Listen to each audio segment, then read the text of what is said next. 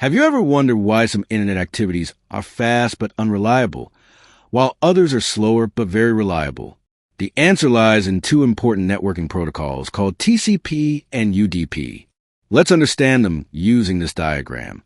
At the top of the image, we see UDP, which stands for User Datagram Protocol. UDP is a connectionless protocol. This means the sender sends data directly to the receiver without checking whether the receiver is ready or not. There is no connection setup and no confirmation that the data was received. In UDP communication, the sender simply sends packets and moves on. If some packets are lost or arrive out of order, UDP does not fix the problem. Because of this, UDP is very fast but not reliable. For example, live video streaming uses UDP. If a small part of the video is lost, it is better to skip that data than to stop the entire stream. Online games also use UDP because receiving the latest game updates quickly is more important than receiving every single packet. Now let's look at the bottom part of the image, which shows TCP or Transmission Control Protocol. TCP is a connection-oriented protocol.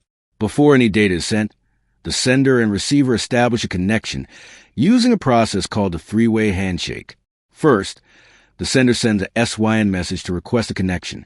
Then the receiver replies with SYN-ACK to accept the request. Finally, the sender responds with ACK to confirm the connection. Only after this process does data transmission begin.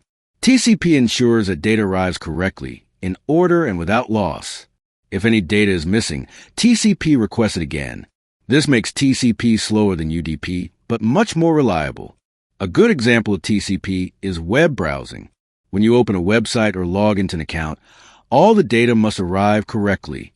Emails and file downloads also use TCP because accuracy is more important than speed.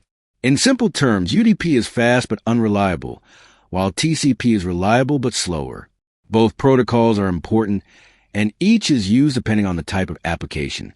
So whenever you watch a live stream or browse a website, remember that TCP and UDP are working behind the scenes to make the internet function properly. Like, subscribe, and comment if you want a deeper explanation of networking concepts.